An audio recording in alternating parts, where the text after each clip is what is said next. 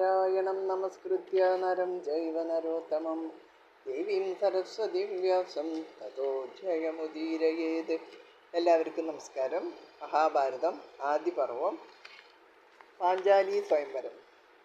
മകൻ്റെ നിര്യാണം രാജ്യവാസികളൊക്കെ ഒരു ഉത്സവമായിട്ട് കൊണ്ടാടി. പാണ്ഡവന്മാരും ആ ഉത്സവത്തിൽ പങ്കുചേർന്ന് ആഹ്ലാദിച്ചു. അതിനുശേഷം ഏകചക്രയിൽ താമസം അവസാനിപ്പിച്ച് പാഞ്ചാല രാജ്യത്തേക്ക് പോകുന്നതാണ് നല്ലത് എന്നുള്ള കുന്തിയുടെ അഭിപ്രായം എല്ലാവരും സ്വീകരിച്ചു.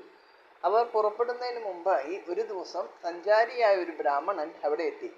അയാൾ പല നാടുകളിലെയും കഥകളും വൃത്താന്തങ്ങളും പറഞ്ഞ കൂട്ടത്തിൽ പാഞ്ചാലത്ത് നടക്കാൻ പോകുന്ന സ്വയംവരത്തിൻ്റെ കാര്യങ്ങൾ വിസ്തരിച്ചിട്ട് പറഞ്ഞു. പാഞ്ചാല രാജാവ് യജ്ഞസേനനാണ്. അദ്ദേഹത്തിന് ദ്രുപദൻ എന്നുകൂടി പേരുണ്ട്. ദ്രോണാചാര്യൻ എന്ന അസ്ത്രശാസ്ത്ര വിശാരദന്റെ ആഗ്രഹപ്രകാരം അർജുനൻ ദ്രുപദനെ പിടിച്ചു കെട്ടി ദ്രോണർക്ക് ഗുരുദക്ഷിണയായി കാഴ്ചവെച്ചു. ദ്രോണരുടെ ഔദാര്യത്താൽ ദ്രുപദൻ മോചിതനായി. അവർ സുഹൃത്തുക്കളായിട്ടാണ് പിരിഞ്ഞത്. എങ്കിലും തന്നെ അവമാനിച്ച് ദ്രോണരോട് ഒടുങ്ങാത്ത പകയുമായിട്ടാണ് ദ്രുപദൻ മടങ്ങിയത്. ദ്രോണരോട് പ്രതികാരം ചെയ്യണമെന്ന് ദ്രുപദൻ ഉറച്ചു. അർജുനന്റെ പൗരുഷവും ദ്രോണന്റെ പകയും ദ്രുപദന്റെ മനസ്സിൽ ഗാഠമായി പതിഞ്ഞു. അർജുനനെ തൻ്റെ മരുമകനാക്കത്തക്ക നിലയിൽ വിവാഹം കഴിച്ചു കൊടുക്കുവാൻ ഒരു പുത്രിയും ദ്രോണനെ കൊല്ലാൻ കഴിയുന്ന പൗരുഷശാലിയായ ഒരു പുത്രനും തനിക്ക് ഉണ്ടാകണമെന്ന് അദ്ദേഹം അതിയായി ആഗ്രഹിച്ചു. ദ്രുപദന് ശിഖണ്ഡി എന്നു പേരായ ഒരു പുത്രനുണ്ട്. അവൻ പെണ്ണായി പിറന്ന് ആണായി തീർന്നവനാണ്. ഭീഷ്മനെ വധിക്കുക എന്ന ഏകമായ ലക്ഷ്യത്തോടെ തീയിൽ ചാടി ആത്മാഹൂതി ചെയ്ത കാശിരാജാവിൻ്റെ പുത്രിയായ അമ്മയാണ് ശിഖണ്ഡിയായി പുനർജന്മം എടുത്തത്. അവന് ദ്രോണരെ കൊല്ലാനുള്ള കഴിവുണ്ടെന്ന് ദ്രുപദൻ വിശ്വസിച്ചിരുന്നില്ല. ദ്രുപദൻ സന്താനലബ്ധിക്കായി ഒരു യജ്ഞം നടത്തി. ആ യജ്ഞത്തിൻ്റെ ഫലമായി ഉണ്ടായതാണ് ദൃഷ്ടദ്യുമ്നൻ. അതോടൊപ്പം ഒരു പെൺകുട്ടി കൂടി യാഗാഗ്നിയിൽ നിന്നും പൊന്തി വന്നു. അവളാണ് കൃഷ്ണ. കൃഷ്ണയുടെ സ്വയംവരമാണ് ഇപ്പോൾ നടക്കാൻ പോകുന്നത്. അർജുനൻ ദ്രുപദനെ പിടിച്ചു കെട്ടി ദ്രോണർക്ക് ഗുരുദക്ഷിണ നൽകിയ വിവരമൊക്കെ ബ്രാഹ്മണൻ പറഞ്ഞപ്പോൾ പാണ്ഡവന്മാർ പരസ്പരം നോക്കി പുഞ്ചിരിച്ചു. ബ്രാഹ്മണൻ ഇത് മനസ്സിലാക്കിയില്ല. ഇനി ദൃഷ്ടദ്യുമ്നനും ദ്രൗപദിയും. ദ്രുപദൻ നടത്തിയ യാഗവും ദൃഷ്ടദ്യുമ്നൻ്റെയും കൃഷ്ണയുടെയും ഉത്ഭവവും അറിയാൻ ആഗ്രഹിച്ച പാണ്ഡവരോട് ബ്രാഹ്മണൻ സംഭവങ്ങൾ വിവരിച്ചു. ദ്രോണരോട് പകപോക്കുന്നത് ഒരു വ്രതമായി കരുതിയ ദ്രുപദൻ പുത്രലാഭത്തിനു വേണ്ടി ഒരു യജ്ഞം നടത്തി. ദ്രോണാന്തകനായ ഒരു പുത്രൻ ജനിക്കണമെന്ന് രാജാവ് പ്രാർത്ഥിച്ചുകൊണ്ട് യാഗത്തിന് വേണ്ടതെല്ലാം സംഭരിച്ചു. യാജനെന്നും ഉപയാജനെന്നും പേരുള്ള രണ്ട് മഹർഷി സഹോദരന്മാരാണ് ഈ യജ്ഞം നടത്തിയത്. യജ്ഞത്തിൻ്റെ അവസാനത്തിൽ യാജൻ രാജ്ഞിയെ വിളിച്ചു. രാജ്ഞി വന്നു. യാജൻ പറഞ്ഞു, അടുത്തു വരൂ, ഈ ഹവ്യം വാങ്ങി ഭക്ഷിക്കൂ. നിനക്ക് 2 മക്കൾ ഉണ്ടാകും. പുത്രലാഭത്തിന് ഞാൻ ശുദ്ധയായിട്ടില്ല. ദേഹശുദ്ധി വരുത്തി ഉടനെ എത്താം. അല്പം നിന്നാലും. രാജ്ഞി ഇത്രയും പറഞ്ഞിട്ട് പോകാൻ ഭാവിച്ചു. അപ്പോൾ യാജൻ പറഞ്ഞു, ഹേ രാജ്ഞി, യാജൻ പാചകം ചെയ്ത ഹവ്യമാണോ ഇത്? ഉപയാജൻ ജപിച്ചതുമാണ്. നീ പോയാലും കൊള്ളാം, നിന്നാലും കൊള്ളാം. ഇതിൻ്റെ ഫലം ഉടനെ ഉണ്ടാകുന്നതാണ്. ഇത്രയും പറഞ്ഞിട്ട് യാജൻ ഹവ്യം അഗ്നിയിൽ ഹോമിച്ചു. അപ്പോൾ അഗ്നിയിൽ നിന്ന് കിരീടവും പടച്ചട്ടയും ധരിച്ച് ദേവസന്നിപനായൊരു കുമാരൻ പൊന്തി വന്നു. ഘോരരൂപനായ അവൻ്റെ ചുറ്റും പ്രകാശം പരന്നിരുന്നു. ആ കുമാരൻ ഉടൻ തന്നെ വാളും വില്ലും അമ്പും എടുത്ത് അട്ടഹാസം മുഴക്കിക്കൊണ്ട് തേരിൽ കയറി അവിടെയെല്ലാം ചുറ്റി സഞ്ചരിച്ചു. കണ്ടു നിന്നവരെല്ലാം ആശ്ചര്യത്തോടെ ഹർഷാരവമുണ്ടാക്കി. അപ്പോൾ ഒരു അശരീരി കേട്ടു. ഇവൻ പാഞ്ചാലരുടെ യശസ് വർദ്ധിപ്പിക്കും. രാജാവിൻ്റെ ദുഃഖവും ഭയവും തീർക്കും. ദ്രോണനെ കൊല്ലുവാൻ ജനിച്ചവനാണ് ഇവൻ. യാഗമധ്യത്തിൽ നിന്ന് രണ്ടാമത് ഒരു കന്യക ഉയർന്നു വന്നു. തേജസ്വിയായവർക്ക് അമാനുഷികമായ സൗന്ദര്യമുണ്ടായിരുന്നു. കറുത്തു നീണ്ട കുവലയ നയനങ്ങളും അതിസുന്ദരമായ ചില്ലിക്കൊടിയും ചുരുണ്ട കേശവാരവും കൊണ്ട് അനുഗ്രഹീതയായവൾ സുരസുന്ദരിമാരെ പോലും തോൽപ്പിക്കുന്ന ലാവണ്യവതിയായിരുന്നു. അവളിൽ നിന്ന് താമരപ്പൂവിൻ്റെ ഗന്ധം അവിടെയെല്ലാം പരന്നു.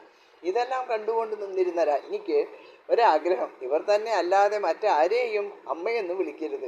ഇവർ തന്നെ അല്ലാതെ മറ്റാരെയും അമ്മ എന്ന് വിളിക്കരുത്. ഇവരുടെ അമ്മ താൻ തന്നെ ആയിരിക്കണം എന്ന്. അങ്ങനെ ആവട്ടെ എന്ന് അനുഗ്രഹിച്ചിട്ട് യാജൻ അവർക്ക് യഥാക്രമം ദൃഷ്ടദ്യുമ്നൻ പ്രഗത്ഭനായി വിഭൂഷണങ്ങളോടി ജനിച്ചവൻ എന്നും കൃഷ്ണ കറുത്ത നിറമുള്ളവൾ എന്ന്, അതുകൊണ്ടാണ് അവർക്ക് കൃഷ്ണ എന്ന് പേരിട്ടത്. അങ്ങനെ യജ്ഞത്തിൽ നിന്ന് ദ്രുപദന് ലഭിച്ച 2 സന്താനങ്ങളാണ് ദൃഷ്ടദ്യുമ്നനും കൃഷ്ണയും. തങ്ങളുടെ ഗുരുഭൂതനായ ദ്രോണനെ വധിക്കുന്നതിന് വേണ്ടിയാണ് ദൃഷ്ടദ്യുമ്നൻ ജനിച്ചിരിക്കുന്നത് എന്നറിഞ്ഞപ്പോൾ ഗുരുഭക്തരായ പാണ്ഡവന്മാരുടെ ഹൃദയം വേദനിച്ചു. എങ്കിലും അതൊന്നും അവർ പുറത്തു കാണിച്ചില്ല. ഇനി അർജുന ഗന്ധർവ യുദ്ധം. അടുത്ത ദിവസം കുന്തിദേവിയും പുത്രന്മാരും പാഞ്ചാലത്തേക്ക് പുറപ്പെട്ടു. യാത്രക്കിടയിൽ അവർ ഗംഗയിലുള്ള ശിവതീർത്ഥ സ്ഥാനത്തെത്തി. നേരം ഇരുട്ടിത്തുടങ്ങിയിരുന്നു. അർജുനൻ ഒരു പന്തം കത്തിച്ചു പിടിച്ചു മുന്നിൽ നടന്നു. വെളിച്ചം കാട്ടി. ഒരു ഗന്ധർവൻ അനേകം സ്ത്രീകളോടുകൂടി ജലക്രീഡ നടത്തിക്കൊണ്ടിരുന്ന സ്ഥലത്തിൻ്റെ അടുത്തുകൂടിയാണ് പാണ്ഡവന്മാർ നടന്നിരുന്നത്. ഗന്ധർവൻ കോപിച്ചു. അവൻ പറഞ്ഞു, സന്ധ്യാകാലത്ത് മനുഷ്യന് യാത്ര ചെയ്യാൻ അനുവാദമില്ല.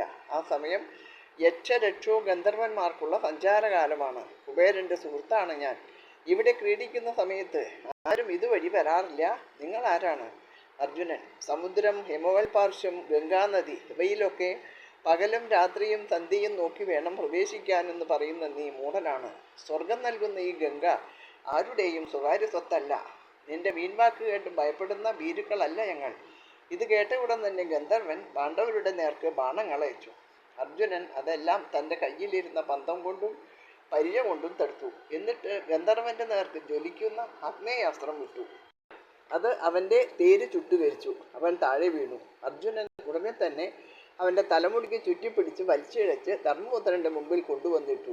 അവനെ കൊല്ലാനായി വാളൂരി. ഇത് കണ്ട് ഗന്ധർവൻ്റെ ഭാര്യ ഓടിവന്ന് യുധിഷ്ഠിരൻ്റെ പാദങ്ങളിൽ വീണ് തൻ്റെ ഭർത്താവിനെ രക്ഷിക്കണേ എന്ന് അഭ്യർത്ഥിച്ചു. യുധിഷ്ഠിരൻ പറഞ്ഞു, പോരിൽ തോറ്റു മാനം കെട്ട ഇവൻ്റെ ജീവനു വേണ്ടി അപേക്ഷിക്കുന്ന ഈ സ്ത്രീയെ മാനിക്കണം. ഉണ്ണി, ഇവനെ വിട്ടയക്കൂ. അർജുനൻ വാൾ ഉറയിലിട്ട് പറഞ്ഞു, ഹേ ഗന്ധർവ, പൊയ്ക്കൊള്ളുക. ഗുരുരാജാവായ യുധിഷ്ഠിരൻ നിനക്ക് അഭയം നൽകിയിരിക്കുന്നു. ഗന്ധർവൻ വിഷണ്ണനായി. വില്ലാളി വീരനായ അർജുനനോടാണ് ഞാൻ തോറ്റത് എന്നറിഞ്ഞപ്പോൾ എൻ്റെ തോൽവിയിൽ ഞാൻ കുണ്ഠിതപ്പെടുന്നില്ല.